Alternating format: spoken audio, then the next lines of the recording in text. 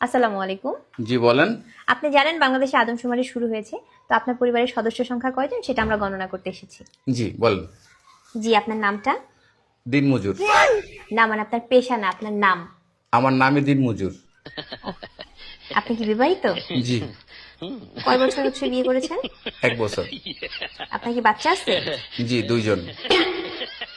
মানে আমি 2 বিয়ে করেছি। ও আচ্ছা। আপনার স্ত্রীর নাম? ছোট জন না বড় জন? বড়জন? কেয়ামত। কিয়ামত। আর ছোটজন?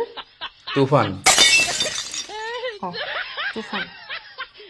আপনার সন্তানের নাম? ছোট জন একটা না বড় জন একটা? কিয়ামত জনেরটা? ঝড়। ঝড়। আর তুফানেরটা? সিডর। সিডর। জি, আপনার মূল্যবান সময় দেওয়ার জন্য আপনাকে ধন্যবাদ। আর লাগবে না? না না না, আর কিছু লাগবে না। আর কিছু লাগলে নিয়ে যান। না না, তাহলে ভিতরে সেটা চা খেয়ে যান। এখানে বেশিক্ষণ থাকার সমস্যা আছে। না না না না, আর কিছুই লাগবে না। আপনাকে অসংখ্য ধন্যবাদ, ভালো থাকবেন।